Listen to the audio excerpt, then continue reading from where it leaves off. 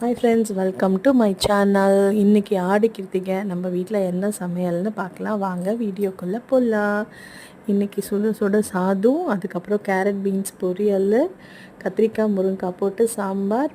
வடை எனக்கு எப்படி தட்டினாலும் இந்த மாதிரி தான் ஃப்ரெண்ட்ஸ் வருது. நானும் எப்படியே தட்டி பார்த்துட்டேன், ஆனால் எனக்கு வடை ஷேப்பாக வர மாட்டேங்குது, ஏன்னு தெரியல. வடை அழகாக போட்டால் பார்க்க அழகாக இருக்கும், பட் ஆனால் இந்த வடை நல்லா தான் ஃப்ரெண்ட்ஸ் இருந்துச்சு. நாங்கள் வடை டேஸ்ட் பண்ணி சமைக்கல, ஆனாலும் வடை உப்பு அதெல்லாம் போட்டு கரெக்டாக தான் இருந்துச்சு. அப்புறம் சக்கரை பொங்கல் பாயாசம் செஞ்சு இன்றைக்கி முருகருக்கு சாமி கும்பிட்டாச்சு ஃப்ரெண்ட்ஸ். இன்றைக்கி நம்ம வீட்டில் முருகருக்கு கிருத்திகைன்றதுனால, கிருத்திகை நாள்லேயே நமக்கு அந்த 6 விளக்கு போடுவோம் இல்லையா. அதனால் இன்றைக்கி நான் கிருத்திகைக்கு 6 விளக்கு போட்டு மனசு நிறைவாக சாமி கும்பிட்டாச்சு. காலையிலேருந்து ஒரு பொழுது இருந்து ஃபேமிலியே இன்றைக்கி ஒரு பொழுது இருந்தோம்.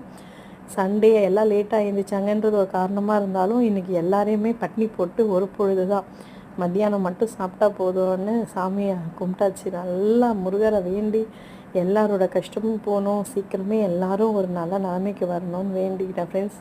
எங்களுக்கும் வேண்டிக்கிட்டேன், உங்களுக்கும் சேர்த்து தான் வேண்டிக்கிட்டேன். எல்லோரும் நல்லா இருக்கணுன்றது தான் எப்போவுமே என்னோடய பிரார்த்தனையாக இருக்கும்.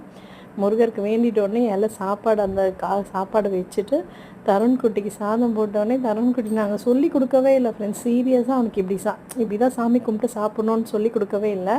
ஆனால் அவங்க அப்பா எப்பயோ பண்ணியிருப்பார் போல். அதை பார்த்துட்டு சாப்பிட்டுட்டு சக்கரை பொங்கல் அவரோட ஃபேவரட், எல்லாம் நல்லா இருக்குமா